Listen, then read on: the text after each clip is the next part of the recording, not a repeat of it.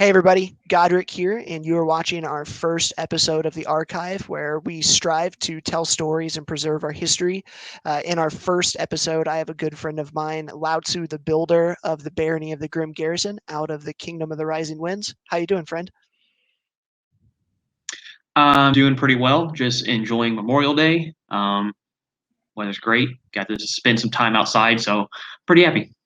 Yeah, it ended up being a good Memorial Day weekend. I was a little worried with some of the weather that we had leading into it, but turned out to be pretty good. So I want to thank you for joining me today, and Mhm. everybody who's kind of watching. Like I said, this is the first episode, and kind of what we're going to be doing here is trying to tell some stories and preserve our history. Like I said, so I'm just going to start asking Lao Tzu some questions, and we're going to just kind of see where the conversation takes us. So, Lao Tzu, before you got into any LARP, not even necessarily just Amtgard, but any LARP Mhm. in general, did you do anything LARPy beforehand? Like, were you in any sports or like Dungeons and Dragons? Like, Mhm. pre LARP, what was your nerddom? What did Mhm. that look like?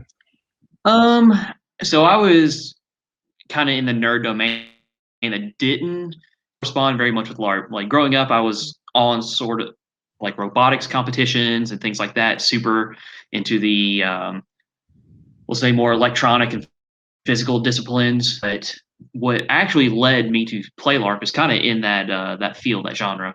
When I was in college, I studied at the University of Kentucky. My buddy Eric, who in the game is Clyde Digsby, I missed that guy. he decided to join. Yeah, me too. Every day. I mean, I still see him outside of playing, but I miss him in the game as Mhm. well, Yeah. a ton.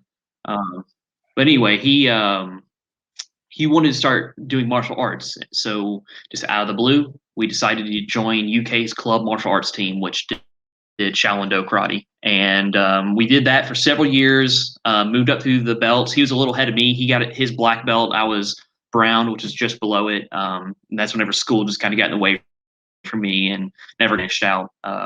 But through that, School, are you we saying found that is this at UK or high school? Sorry. yeah, UK. Okay, cool, cool. Yep. Well, through that, we used to just have a lot of fun sparring in the backyard and things like that. And he knew someone through the physics department, Mort, who's way out west now, Mhm. who I miss Yep. dearly.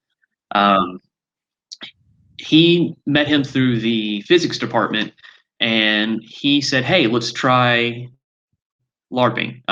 He is in Clyde Digsby, Mhm. and we thought this would be a great way to kind of continue that sort of martial side of things without, I don't know, actually hurting someone or something like that, or find people who are okay with sparring, for example. Mhm. So we ended up just looking around, shopping around in Lexington, what LARPs were available.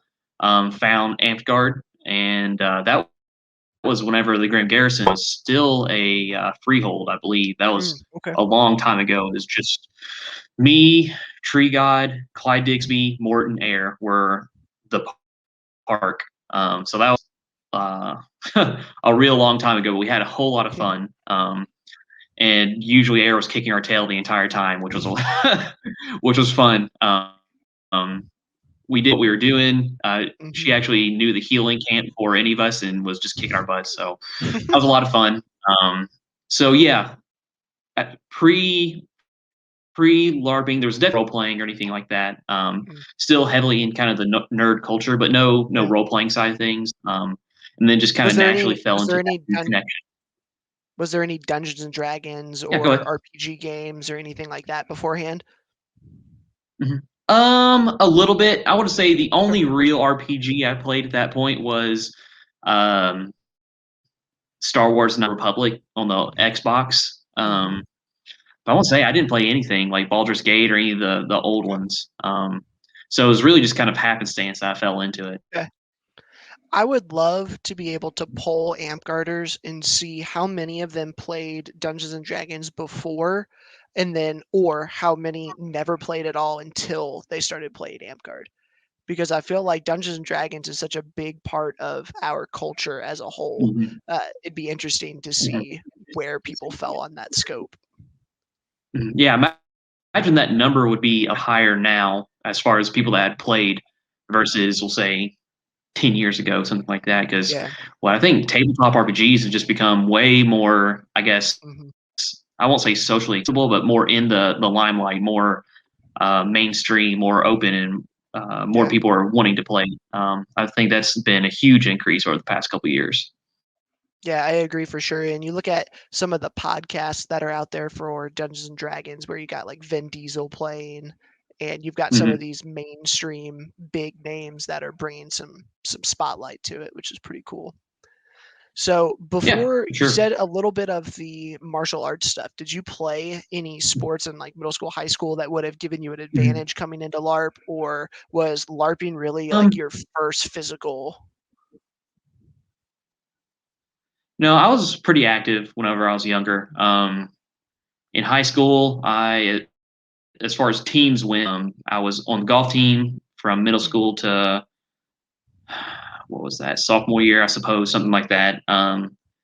And I'll say I didn't necessarily go to the best. So it was definitely a bunch of us were just like buying whatever Walmart clubs we could or Mhm. whatever secondhand stuff, and we are just kind of going out and playing for the fun of it. And same thing for I ended up starting golf team and went on to the tennis team, which same thing. We just decided to go out and buy a bunch of Walmart rackets and just hit around. But that was something I definitely took serious. Like a buddy of mine, Keenan Ray, we definitely played a lot, try to stay in shape. I mean, there's even some times that we would go down and just go to the track and run 100 meters back and forth, Mhm. and that wear you out big time. But it was definitely a good basis for trying to stay in shape, trying to be active, and that was definitely true back then. And in college, I definitely picked up weightlifting a lot more. Okay. So there's definitely a lot of activity. So I was never super passive beforehand. Mhm. And I know you ended up spoiler for the future of the show, but or the later on in the show, you ended up getting your Master Owl for carpentry and woodworking. Did Mhm. that show up pre-LARPing, or was that a like something like, for instance, for me, my Master Dragon was from weaving paracord. I had never picked up paracord before I got to Amtgard. But I know some people have hobbies before they get to LARPing. Was your woodworking and that passion present before, or did that kind of spawn during playing? Yeah, I even picked up a screwdriver before starting the game. Like there was a tiny bit in doing robotics, but we used a lot more, we'll say, synthetic materials at that, and there was a tiny bit whenever I was in engineering school for physical projects, but hardly anything at all. So it was woodworking was something I picked up in the game just because there was a need for it and just kind of ran with it.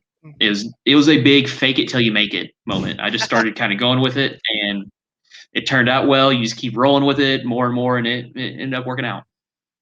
That's pretty cool. That's encouraging for people who are, I think, looking at either tournaments or like high tier A&S stuff, and they like, man, I don't even know how to do anything. I mean, you've got two master A&S people in the chat here who never picked up their craft until they started playing this game. So like it Mm-hmm. isn't something that you have to have the skill before you even join, right? Like sometimes we get Mm-hmm. seamstresses or artists or whatever who come in, and those people are awesome. But I would say a majority of the Serpent Knights that I know picked up their craft specifically because of LARPing, which is a pretty cool dynamic. Yeah, and you have to think a lot of the things that we're making, like leatherworking or things of that nature, paracord weaving for you, Mhm. is not something you would be doing usually in normal like day to day life. So Mhm. when it came to woodworking, and I mean, I picked up a tiny bit of paracord, a tiny bit of leather here and there, a tiny bit of like I thought casting aluminum for fun here and there is it's definitely a way to kind of aggregate a lot of skills that Yeah. you wouldn't normally pick up. And that was definitely true for me in the woodworking side of things. And I think that you're exactly right. Like a lot of us wouldn't have a reason really to pick up, I don't know, Yeah. blacksmithing, making tongs, making tools, things like that. But because of their involvement in LARPing, has given them a reason to really kind of make that plunge. Yeah, for sure. I would have never sewn. I would have never done anything with paracord. I mean, there are Mhm. so many things. And then I think some of the cool stuff, and you can touch on this maybe a little bit, the the skills that I have picked up through my arts and science stuff in LARPing have benefited my professional career. A lot of the design work for awards or for certain Mhm. things that I use for like marketing that I learned for Amtgard, I am now able to use in Mhm. my professional career or make some side businesses on and things like that. And I know that there are a lot of people who can take the skills that they have picked up solely for Amtgard and be able to benefit Mhm. their actual career with that, which I think is a pretty cool thing. Yeah, for me, I would say indirectly for sure. Directly, like so by trade, I'm a space engineer, and there's not a whole lot of I don't know wood joinery going on inside of a helicopter. But gosh, I hope not. But what it has done is actually create a pretty neat, we'll say, interpersonal skill. Like Mm, more than once, someone has either asked me, like on the job, like opinions on how to do something, working with their home improvement stuff. I've taken home like sheets of plywood and broken them down for people to getting a little bit of a solid from them, kind of in the back pocket, something like that. And mhm. um, fun conversation piece. You can kind of bring the stuff if it's not too big, kind of show it around. So it is neat. It creates an interpersonal um, point that you can kind of relate to other people, especially whenever it's kind of I'm not gonna say long shot hobbies, but the ones that everyone's like, man, if I had the time or the money to do this, I would do it, sort of thing. It's like, well, for a lot of people, that's blacksmithing, for example.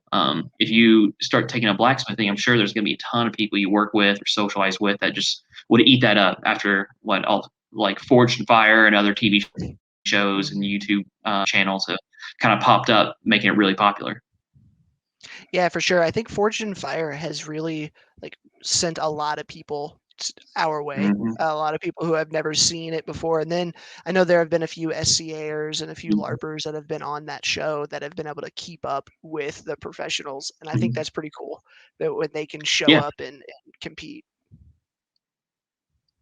Hmm. Yeah. The what is it? The person who actually bought my plate legs and plate armor, or sorry, arms, was on that one episode. So there's a little bit of a pride to be able to point to say, "Oh yeah, that Yeah, guy, sloth guy, or he made my armor." He yeah. didn't win, but it was close. I think he got second. He got there. He got there. Yeah. So early on, you show up at Amtgard, you're having fun. Hmm. You said that you were learning the game. You had a couple of friends who were coming out. What what Hmm. set the hook for you? Like, what was the thing that was like, okay, yeah, I'm into this now. I'm gonna keep putting some energy and some money, some time, some Hmm. effort into this. Hmm. Yeah. To start out was only a little bit on the stick jock side of things and on the like weapon creation side of things. Clyde Dixby and I want to say every weekend down and brainstorm like what sort of stupid weapon can we make this time. We made like Chinese hook swords one day with PVC and giant foam pool noodles and tonfa and giant axes, and we had so much fun like bringing it to park. And they're the worst weapons you could be using, but we had a lot of fun. We kind of owned it, and we played around Mhm. um, with them at the house and things like that. And that was definitely the initial interest. Was the martial side of things and the kind of weapon kind of brainstorming creation side Yeah. of things. But now that does kind of transition into meeting new people, making new friends. Um, so that was the initial hook. I won't say hook, but that was the initial buzz that kind of interest. And then all of a sudden, making a lot of friends, finding different things to do, getting involved with bigger groups. That's kind of what really, we'll say, really set the hook and around this whole time. Yeah, same for me. Describe to me your first event. Like what you said, the bigger events. I know for me, that was what set the hook. After I got to that Yeah. first event, I knew I'm here for the long haul, and I can still, vividly picture everything that was happening at that first event. Like, tell me Mhm. about your first event. What'd you love? What'd you hate? How was it?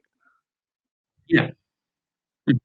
I'll go with my first two because my very first event was very unorthodox for a kind of first Mm, event.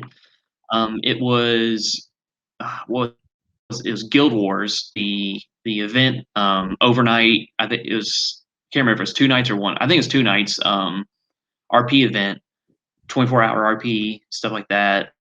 And I was an NPC. I was one of the main NPCs because I knew who was running it, and they kind of recruited me for that position. So I didn't really play as much. I was there because I was to kind of communicate with people and give them quests and help kind of run the event.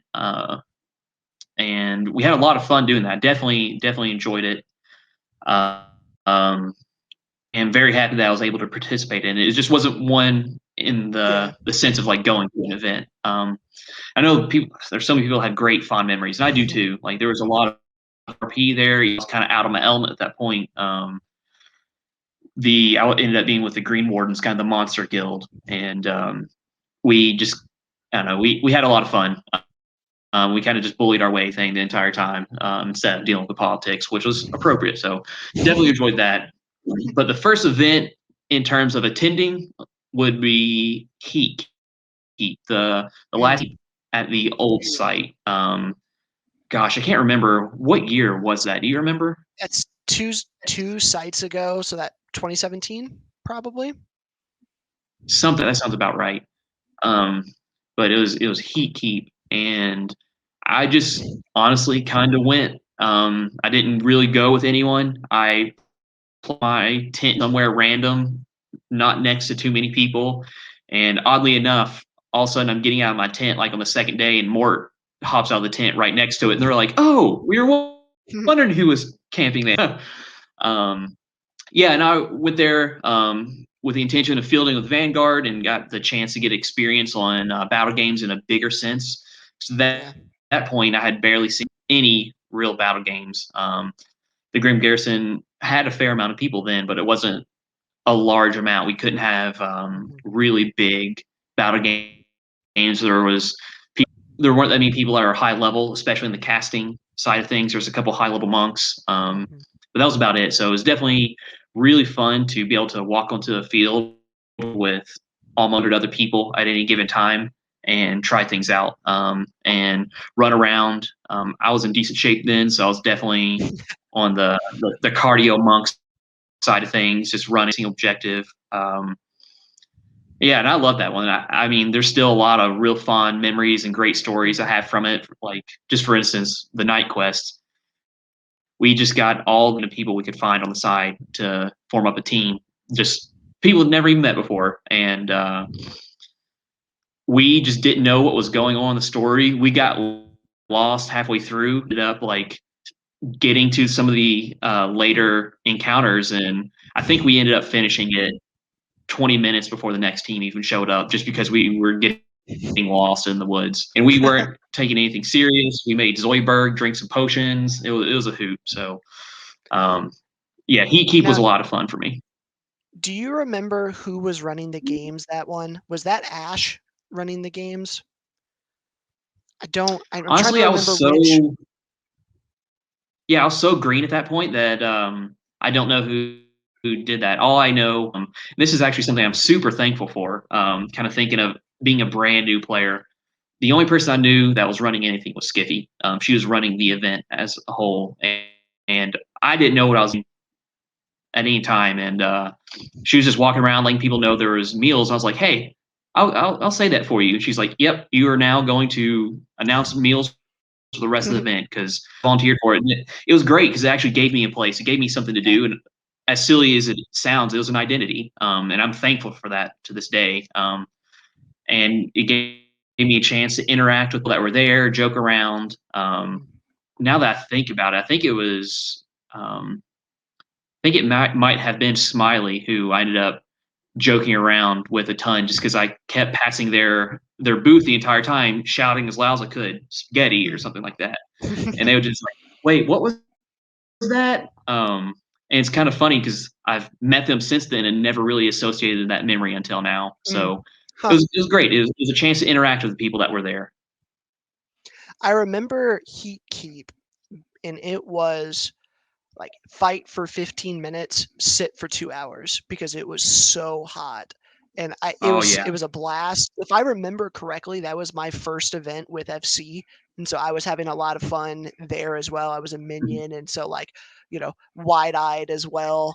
And there mhm, is something about Keep that I haven't gotten at any other event where you're on the field with that many people. There's just something special about Keep. mhm. Yeah, and that's one of the reason why I'm thankful for the wins. Like even outside of like Keep or other inter kingdom events, we can still field a lot of people, and it Mhm. really shows a difference in the balance between different strategy to come up with, which is something I care a lot about. Like I really enjoy planning for battle games, planning for the numbers, planning for objectives, and trying to balance your players around that. And that's something that we have a unique opportunity in the Rising Winds that I'm very thankful for whenever we're meeting in person. Is we have a lot of people in the field, and as easy as that, uh, the group dynamic matters a lot more at that point. Your ability to kind of get people organized and get spell list organized as opposed to any Mhm. one single individual.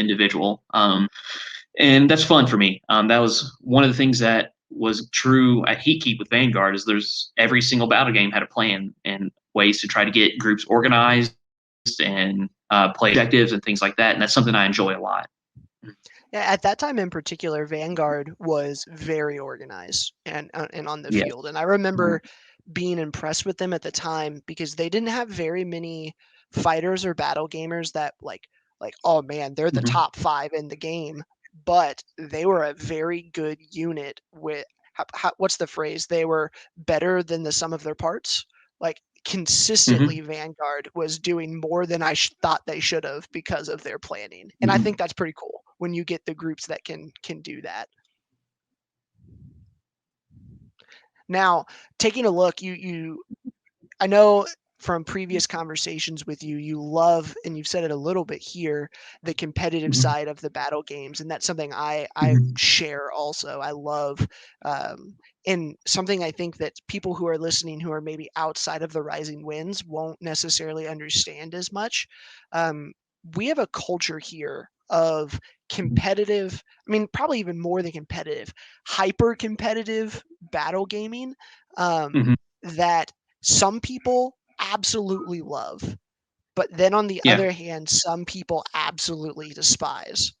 So Mhm. it sounds like you fall like you enjoy that. What part of that is fun for you? Why do you enjoy the competitive battle games so much? Mhm.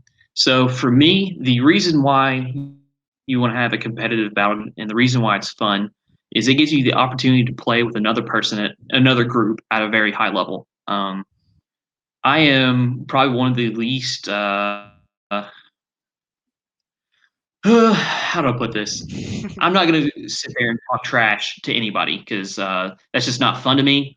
Before or after the game, every single game should with high fives and people complimenting each other on their play.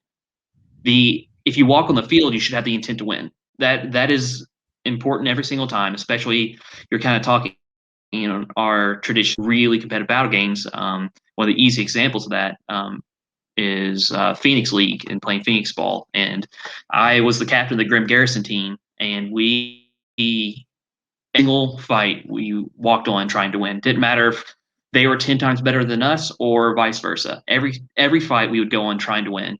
But I think it's very important that we conducted ourselves in a way that was building both our team up and the other team up.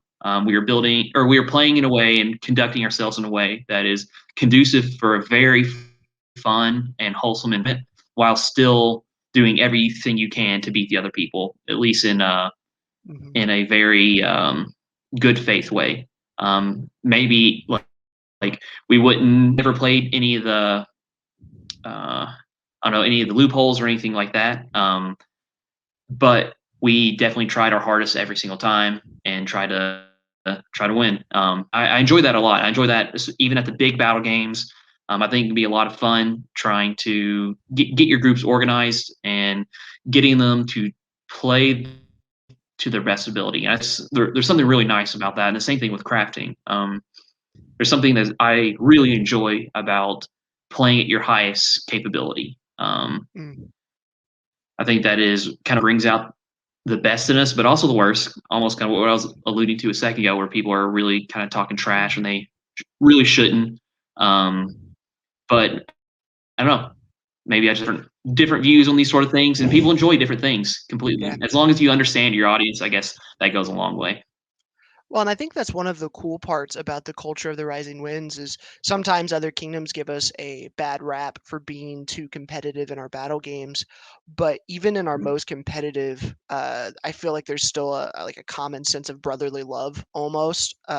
Whether it Mhm, was Phoenix League or Bridge Wars, our preeminent fighting competitive fighting tournament, we had the Errant Dawn who split off from my fighting company FC, and you would think there would be all of this bad blood and people would be trying to hurt each mhm, other and all this stuff. And that's some of the most fun I ever had was the finals of Bridge Wars mhm. against some of my Yeah. best friends who split off, and it was incredibly competitive. And like, you know, the people were kind of in the moment were like, we're going to win this, right? But Mhm, at the end, hugs were given, like handshakes, like we went, and after Phoenix League the same thing. Like there is something about being ultra competitive in our kingdom while still wanting to be friends with the people afterwards that I feel like we do really well mhm. as a kingdom.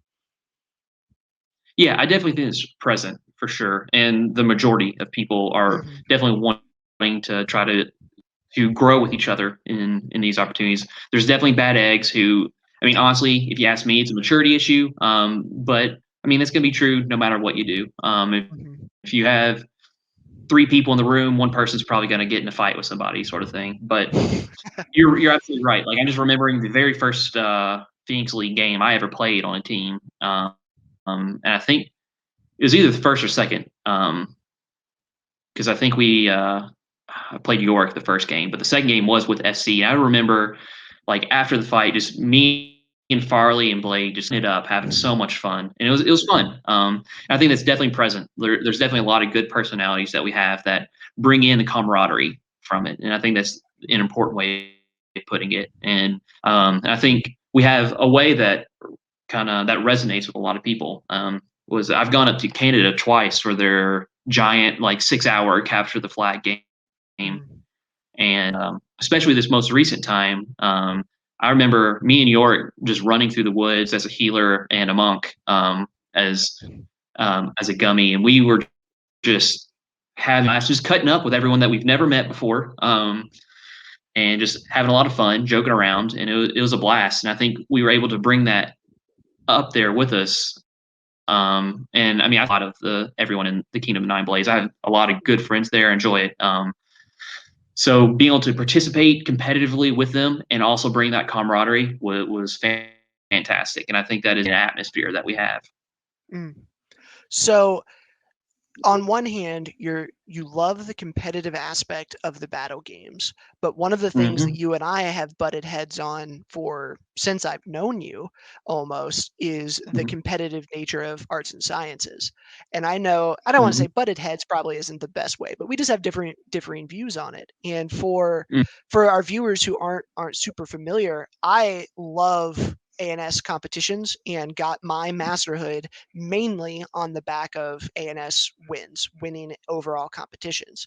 Where Lao Tzu here got his masterhood in a pretty close time span. I think we got ours within about a year and a half of each other, a year of each Yeah, other, it's without pretty close. ever entering. Yeah, but he never entered an A&S tournament at all. And so I think it's neat in our kingdom that both are viable options, that you can compete and you don't have Hmm. to compete. You can still get the masterhood.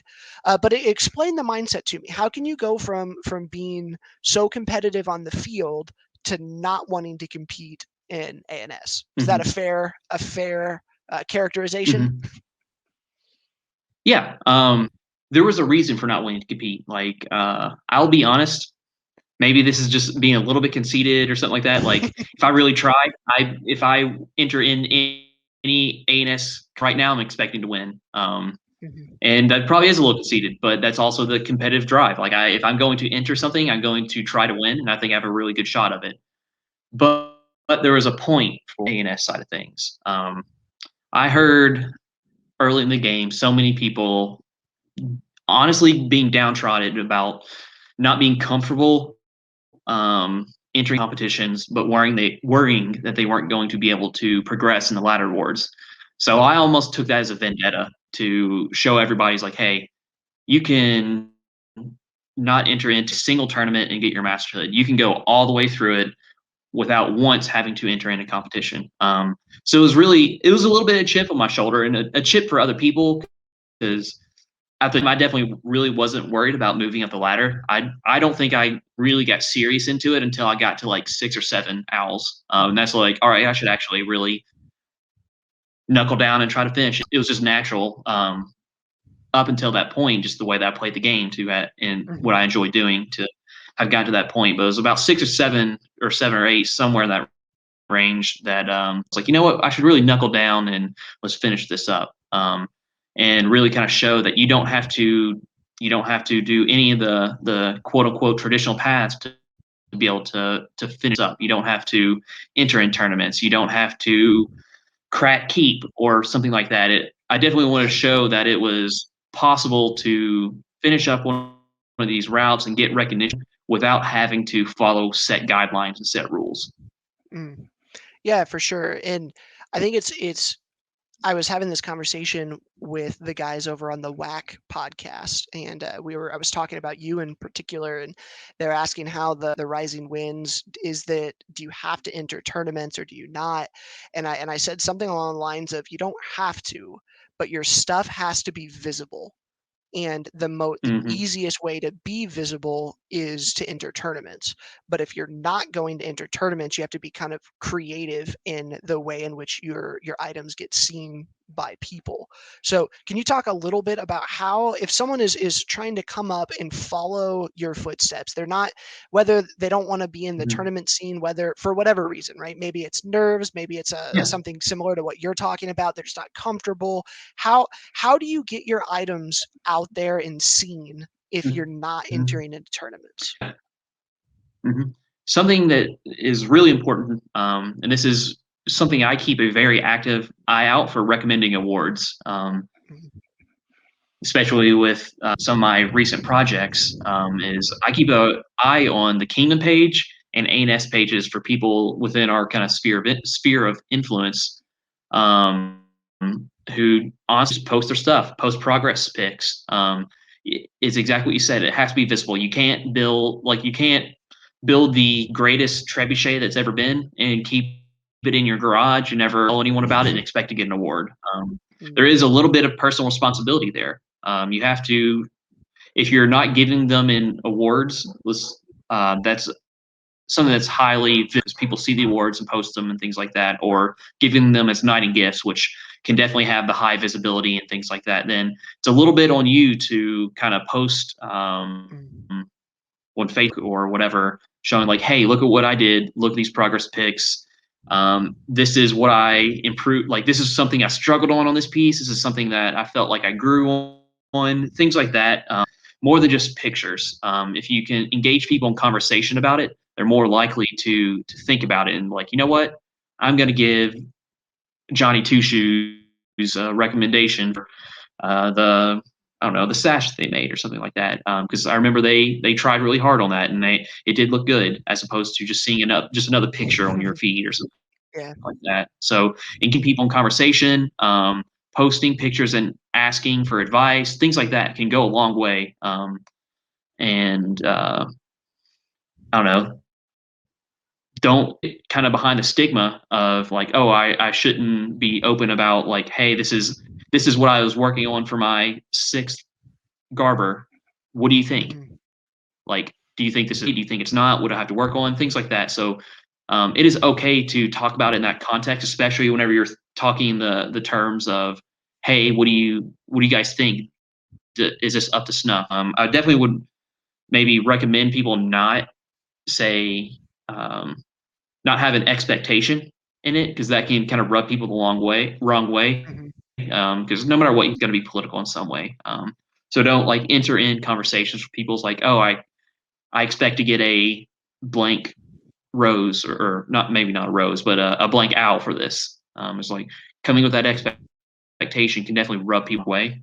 mm, But just I don't know. This is just maybe this is a social tip for people out there, like entering in the conversation with like, "Hey, do you think this is good for this award?" Or it's like the what check marks and what things do I have to work on for a sixth owl whenever you're looking at this catapult or whatever. Mhm. So I mean, it's a social group. There's going to be some politics and everything. So not being a butt about it definitely gets you a long way. Well, and I know for me, when I started making gifts for my friends getting knighted, that kind of Hmm. skyrocketed my visibility because Hmm. it was getting in front of, the big names, whether that was the knight themselves or the king or regent, whoever could give the stuff out. I don't want to say just Hmm. necessarily always give stuff to knights and you'll get awards, right? Um, but getting your stuff out in front of the people who can actually make those decisions. Hmm. And I think one of the Right. things for you, I'm going to pull some pictures up here in a minute, that helped you a whole lot was Yeah. you made things that were very visible. You made thrones that Hmm. were in the middle of court. You made knightings Hmm. chests that were a major part of ceremonies that the entire kingdom saw. Hmm. I'm going to go ahead and switch over to this real quick. Let's see if we can get this. Yeah. Perfect. So explain, can you see this on your screen right now? Yeah, I can. Cool. Explain what are we seeing here? Yeah, so this was a throne I made for the Kingdom of Lockhaven, or sorry, the Grand Duchy of Lockhaven. Kingdom. Was it KO? Asked, yeah, KO asked me about it, and I was like, you know what? Sure, we'll go for it. And this was one of the first real big furniture pieces I'd ever made, and this is actually a great example of kind of really getting into it and almost faking it till you make it. Like I was a floor carpenter. Every tool I have in there is on the floor, and that's what came from that. And it was a big learning experience. I had a lot of fun. Like you can kind of see those vertical stripes on there. Those are all it's wax, like candle wax, colored candle wax, um, impregnated in epoxy, and that's how you get a lot of the colors and things like that. And it was just an experiment. I just went with it. This kind of raises a little bit of the point on the visibility thing, and that is one opportunity you can do is volunteer with Warcrafts and things like that to help out with what's going on at events. One of my owls was I just made a bunch of booby traps for a Midgard event that were a lot of fun. It's just booby traps I set up in the forest as people would walk by. I would uh, like activate them. One of the more fun ones was I had way up in the trees. It was a frame that I could pull a cord and it would drop a bunch of boulders down, and the object that they were trying to get was directly underneath of it. So I was just waiting in kind of the brush, just waiting for people to walk by, and I'll just pull a cord and kill like three people from siege boulders, sort of things. And that's just kind of the point. Like it doesn't always have to be like big and glorious. But sometimes it can just be like, okay, yeah, I'll make some things for your event.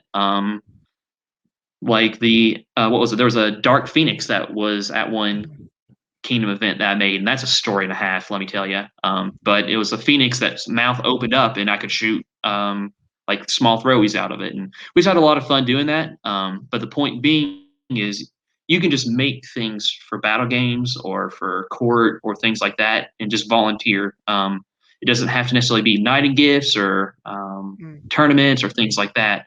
There are opportunities in that capacity really get involved, get ingratiated by a lot of people, make battle games better as a whole, or excuse me, or court better as a whole, and kind of get your crafts out there. mhm. I think I don't know for Dragon, one of the best examples, or yeah, Dragon is awards for people.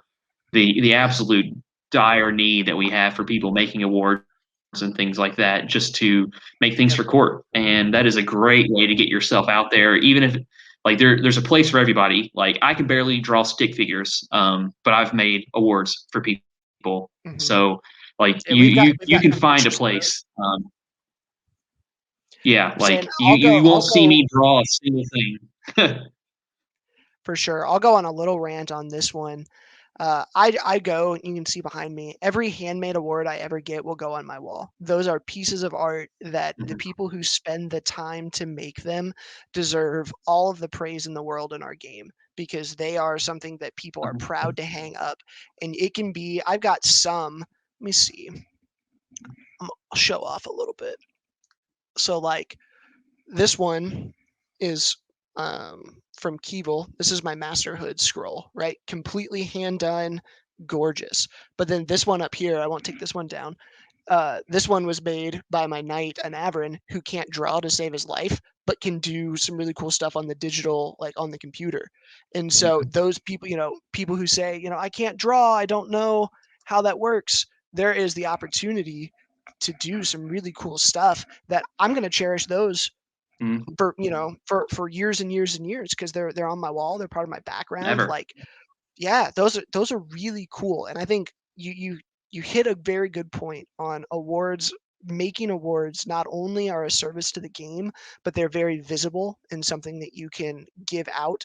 Let me Yeah, this is Mhm. one of the awards you've made, right? Yeah, this was I wanna say it was maybe Teve's ninth Garber, and that one was a lot of fun to make, and this is kind of an example of, like, I can't draw hardly anything, like, don't zoom in on that mountain, it looks like a crayon drawing,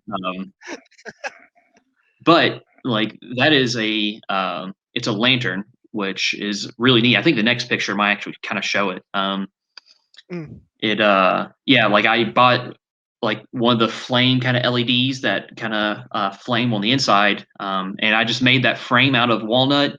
I wrote the award and did that kinda picture on, sheets of fabric. I just kind of it took me, like, 8 tries, because my Mhm. handwriting is also really bad. Um, but I just put on fabric, cut it out, and it's, kinda sandwiched behind, um plexiglass, and that's jointed kind of in the wood there. So that's definitely taking a discipline that's outside of just drawing, but you're able to kind of apply that to award making, for example. And exactly what you're talking about with like, you may not be able to draw, but you may be able to pick up the skill in like digital art or things like that. That's kind of what I did with this. I can do Mm. carpentry, but I can't draw. So let's make people focus in on the carpentry as opposed to the art on it. And it's different and it can mean a lot to a lot of people. Well, and I am sure this award is sitting somewhere prominent in, you said it was TB who got it? Yeah. Yeah, so I am sure that this is sitting in her house somewhere on display. Like, these awards are so cool and so unique, and they're who people who make them are awesome. Like, I cannot give enough praise for people who make our Same. awards. What what's this one here? Oh, say that again. I think you I skipped out said, just a little "Oh, bit. you're good." I was gonna say, what are we looking at in this one? Looks like a big old. Oh yeah. So this was actually the first chest that I made for a knighting, and Mm, it was an interesting one. it's a big You can boy. see how big that is. Yeah. Yeah, like, we can fit, like, 2 like, I think York could fit in there. I think you could get, like, uh, at the point, it's like you get 2 Yoriks or however many Sams, like, you could fit like, multiple people in there. It was great. It was a nice place to take a little nap because it was a little bit warm outside. But this was a knighting chest for Chaos Knighting, and there's a little bit of miscommunication between me and Watt about the dimensions that we kind of needed for this. So I just went absolute ham on it and made a giant one. That one was a lot of fun. It was really big. It was impressive. That top was actually it was pretty much hand carved. Like I made an arch out of because or I made an arc out of pressure treated lumber because I knew it was going to be outside potentially. So I want to make sure this it was really going to stand up to the elements. But I hand carved it to kind of get a more rustic feel and kind of a natural curve like that. Um, and it was a lot of fun to make. It did, in fact, accidentally get stuck out in the rain at the event. Like it all of a sudden showered. We like had it set up for a ceremony, and then it showered. It's like oh, but then not a single drop got in. So there's a little bit of pride there. Yeah. But that one really was the thing that kind of got me on the map. was that chest. Um, and at the same event, I actually showed up with the Rising Winds throne, Mm, which I think you had a picture up earlier. Yeah, um, those two were at the same event, which was a whole lot of fun. It was pretty cool to roll up with a throne on the top of my vehicle and that chest on the inside of it. So had definitely had a lot of help manhandling all this stuff around. And there's actually a really interesting story on that throne. So you kind of that is it's mostly done configuration. There's still some accents on the side because I see like on the legs on the side it's not completely covered up, things like that. But still a little bit of work that was done on it. Um, but the first night we were sitting in Scion's camp, which this throne had no business being there. Was it me, Wilbur, Yorick, and Manham? We're all sitting on it. Then all of a sudden, one person decides to start twerking, and we just hear a crack. So we probably had about 1,000 pounds sitting on this chair, mm, and it just falls. uh, but one of the more fun things to do, I mean, for me, it was a fun thing to do at the event. I just rebuilt it. I went to Lowe's, got what I needed, got the hardware that I needed, got the clamps I needed. I had just at random brought a hand drill with me and a pull saw just at random, honestly. Like I had no reason to. And I'm thankful that I did, so I wouldn't have to buy anything new. But yeah, like put it together, rebuilt it at the event. It worked just fine. So that was wild and definitely one of the better memories I share with those three other guys. That's pretty cool. I think we have yeah, this is probably my favorite thing that I've seen you make other than my knight's chest, but I'm biased on that one. I really like this bed frame. Explain what's going on here. Yeah.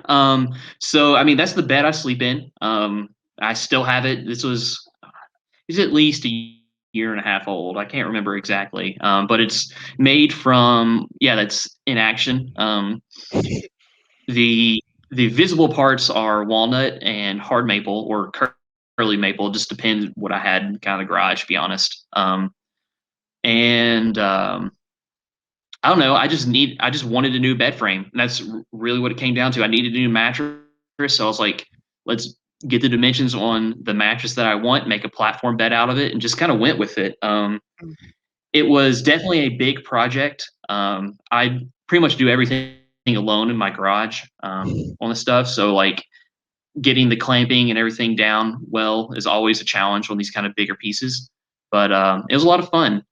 It's probably the first thing and one of the few things I've ever made for myself. So there's a little mm. bit of sentimental nature to it because it's something I actually did make for me. I halfway debated about making an Etsy store with some pictures of it, but the amount of work just was not worth it. So yeah, How I don't many know. It was hours fun. There's how many hours oh do you have god, in that, you think? oh man, a lot. It took me yeah, it took me a couple months of just working on the weekends. I'd say it probably took me about 2 months to make something like that, and Mm, just worked on the weekends. So it's hard to put an exact time frame on it, but yeah, we'll say 2 months of weekend warrior woodworking. And that was with the idea of actually it wasn't exactly what I wanted when I first made it. I was so mad. I got that bed frame up on a second floor room. That's where my room is was on the second floor, and it was just too tall. Like the legs were just way too mm. tall. Because I just eyeballed it. This is one of the bad things, like bad examples that people would pick up for me. Like I just eyeball everything, like every single thing, every chest or whatever I've made. I just start with an initial measurement. Like you know what, this looks good enough, and then just build off of that. So uh, um, not the best example to follow. So if you ever ask me for templates or anything, they just don't exist. Like it's not a thing. I'm the But yeah, I same just made way it too though. tall. Like mhm. Yeah, I had to hop to get into bed. So I ended up having to take it back downstairs, chop off 6 inches of leg from it, and haul it right back upstairs. So yeah, I know with yeah, my it was a belt, fun one, and I'm really glad to have made it. sometimes people are like, how long do you need the cords to be? And I'm like, 7 arm 8 arms lengths? length. Yeah, yeah, like, Yeah. I can't tell you, sorry. Mhm. Cool. Well, let me switch us That's more back. fun. Yeah. Yeah, Yeah, I and, think like, I so. used to do I used to do home brewing back in the day. I mean, I still have everything to do it, but I just don't have the need to anymore. But there's a time for the church that I was brewing once a month. So I was coming out with 5 gallons personally every single month. Hmm. And the other I was hanging out with Clyde Dixby, and we'd have people over. So we were generally making 10 gallons of beer every single month. And I don't think we wrote down a single recipe. It was all eyeballed. Hmm. And to me, that that's what I like to do with passions is, and this is just a personal preference. Some people really like the systematic side of it, and that's okay completely. For me personally, I enjoy not making things scientific. I had to deal with that on my like 9 to 5. So outside of work, I just want to eyeball things, say it's good enough, and just kind of move on. No, I get that for sure because I'm kind of the exact opposite because my 9 to 5 is very fluid. That when I do work on A&S, Hmm. for the most, like for me, going into arts and science tournaments, have spreadsheets on how much time I need to spend on each object, how much money it's going to cost, who, like, what I want to do. Like, I start planning weeks and weeks in advance for A&S tournaments because my 9 to 5 is so flexible. Like, when I get to this, I Hmm. want it to be regimented. Hmm. Yeah, and it's completely fine. Everyone kind of just finds kind of the system that they like and should just run with it. It's important not to feel like you need to be hemmed in by kind of fitting a mold one way or Mhm. another, whether that's having to make a point to get outside the box, or if it makes stay in the box, do it. Like it, everyone has different preferences and different ways to thrive. Yeah. So if someone's watching this video and maybe they don't know you personally, but they're looking through some of these Hmm. the pictures and they really like your story, your mindset, some of the work that you've done, Hmm. but they're a new player. What is some advice that you would give them, someone who's wanting to follow in your path? Something maybe you wish that someone would have told you before you started down this path, specifically when it comes to like your Hmm. masterhood and your craft, and what are some of the things if someone's wanting to emulate and follow you, what would you want them to know?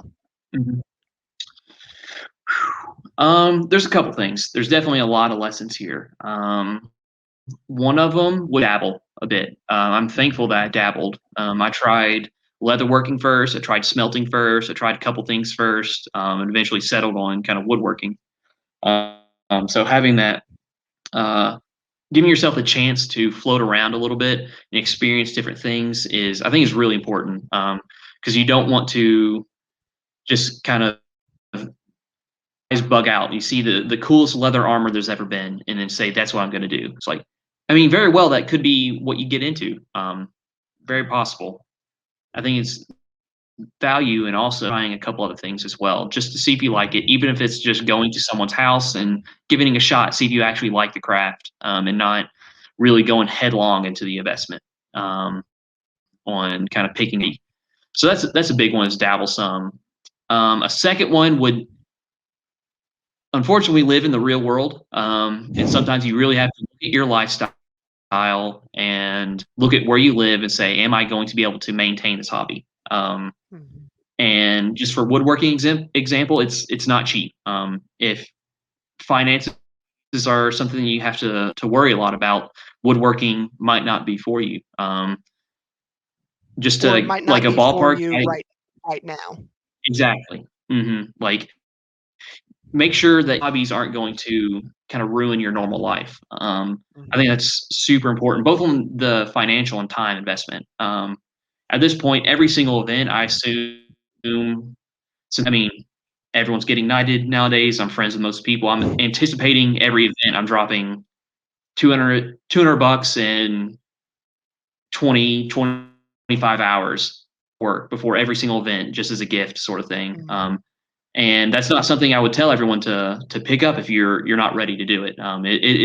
There's something to it, and the same can be said with like metalworking. in not in terms of like the finances, but understanding kind of where you're at. Like if you can't live in it, that it makes sense to be able to bang on metal all day and not annoy everyone around you.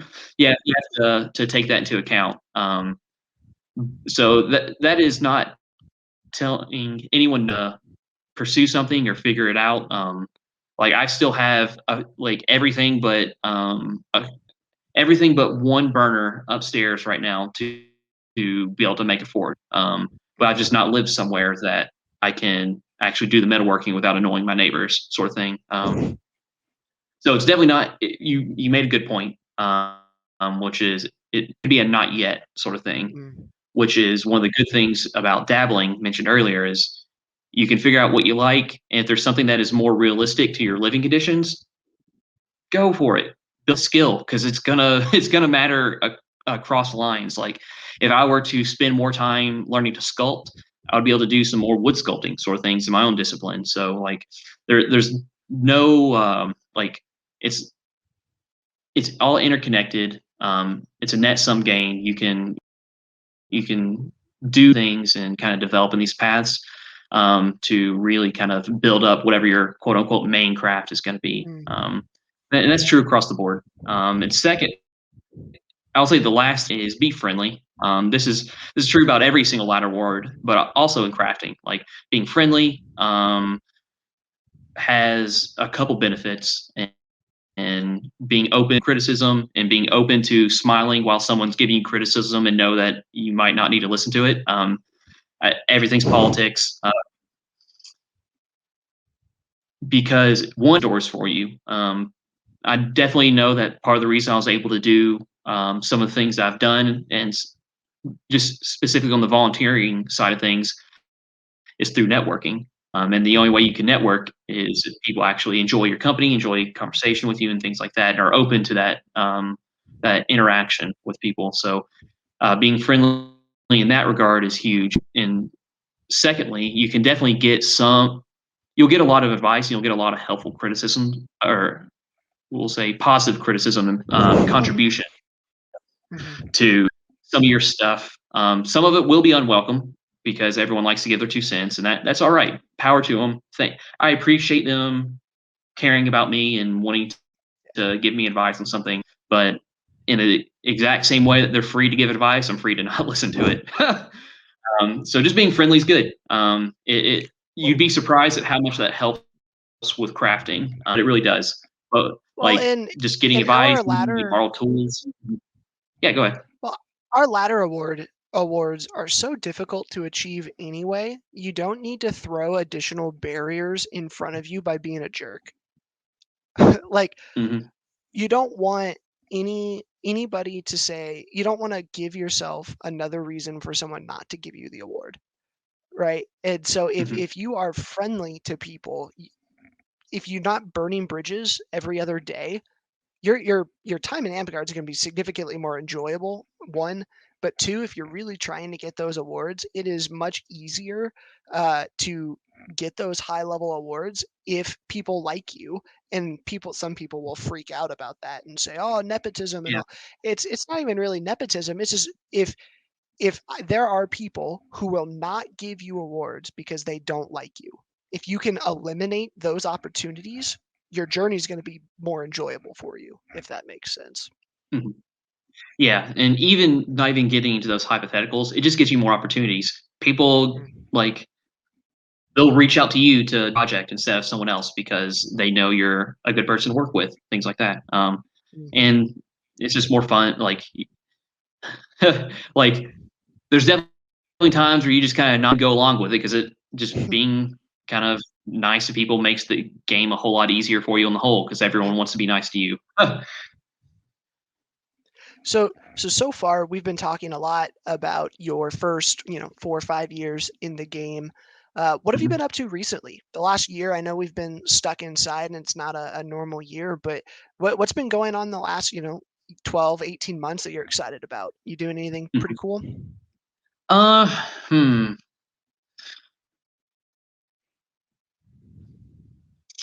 If not, that's cool For too. I was just thinking things like in Amtgard related, or maybe I'll have to talk a little bit more tangentially Was it the online stuff definitely wasn't for me as much. It's just not something I enjoyed as much, so I didn't participate a lot on the online Amtgard thing and online LARPing. Mhm.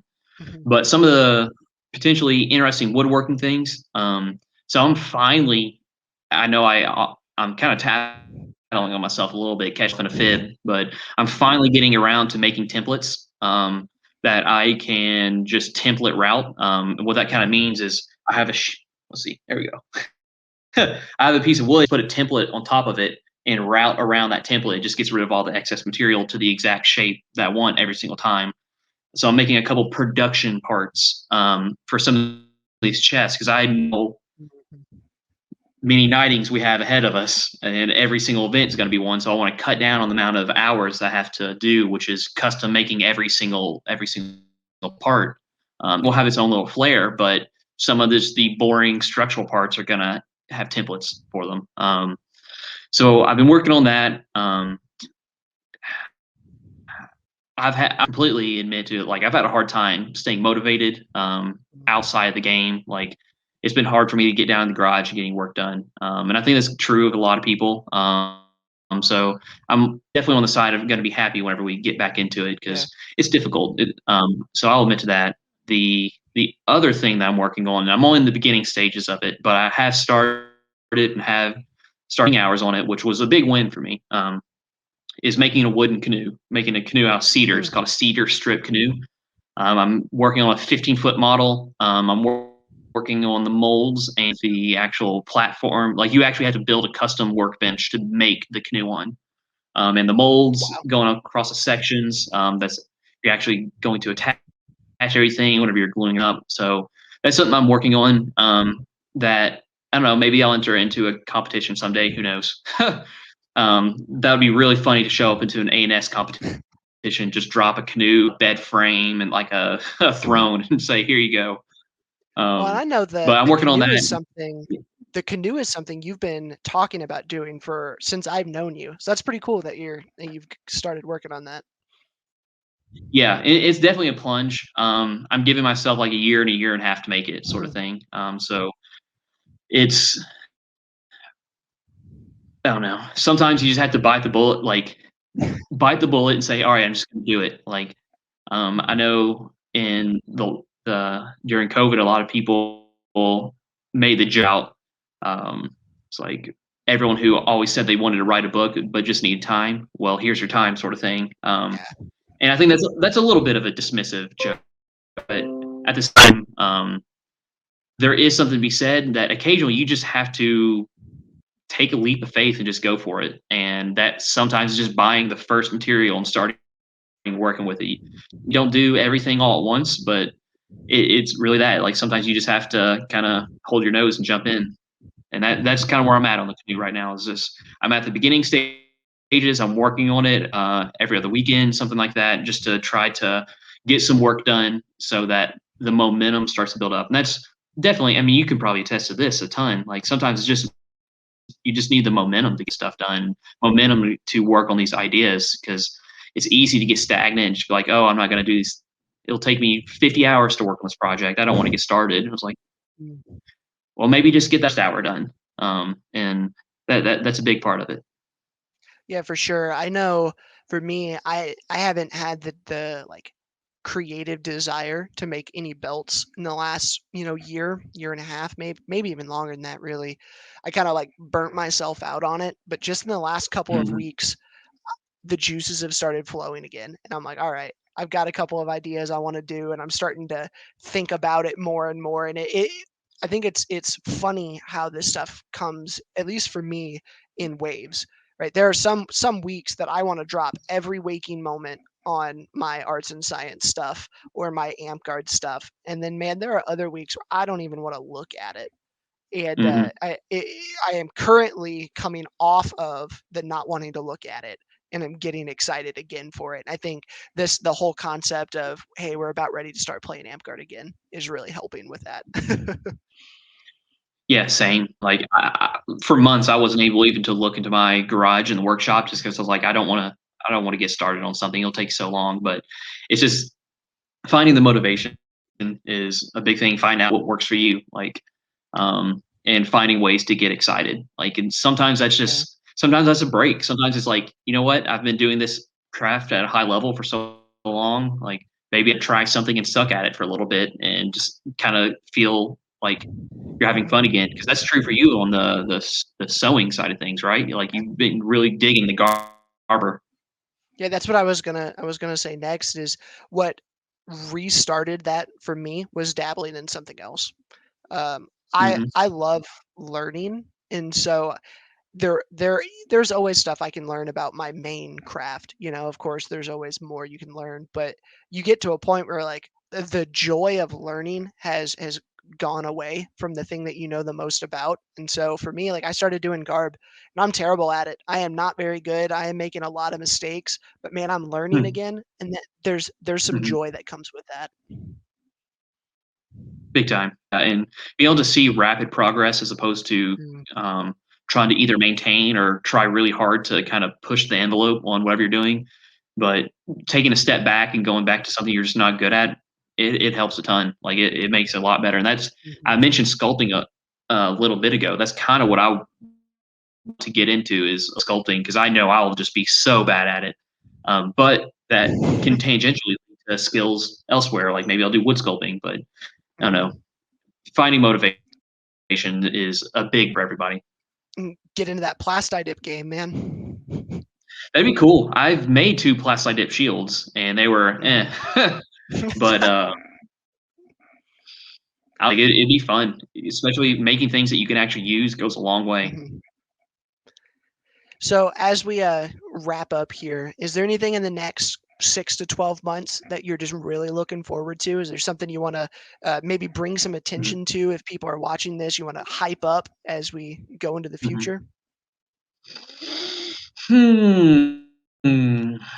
Um, Hype up in the future. The closest thing I have is I have a there is a sneak I'll give you a sneak peek idea of kind of my next siege weapon.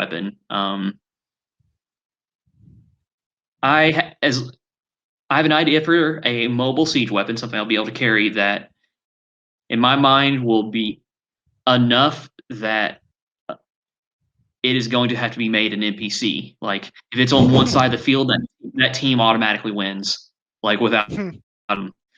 So there's a siege weapon that's in the works in the back of my head right now that I'm super excited to work on. It's a big project. I'm going to have to learn some more disciplines that I'm not quite comfortable with just yet. But if it does show up on the field, like I'm going to have a little Bluetooth speaker that has Ride of the Valkyries going on the whole time. That's how effective I'm planning on being. So cross fingers that it actually works out there. That's cool. That'll be awesome. I look forward to seeing that. You'll have to send me Hmm. some pictures of that as you get going with it. That'll be cool. Well, Lao Oh Tzu, yeah, thank like you. my Oh, goal someday. Well, I was going to say my goal someday is to make something so effective that they have to make a change in the ROP for. I love it. Well, man, thank you so much for joining me. I appreciate you spending some Yeah, time with me. I had fun. I hope you did too. happy to. Viewers, if you liked this content, go ahead and make sure you hit that subscribe and like. Leave a comment for Lao Tzu too. If you have any questions for him, throw a comment down in the YouTube. I'll have this up on Facebook and stuff. I know he'll check that Mhm. stuff and get back with you. Um, keep an eye out. We're going to be got a few more of these lined up over the next few weeks. They're going to be coming out. And thank you all for watching. We'll see you next time.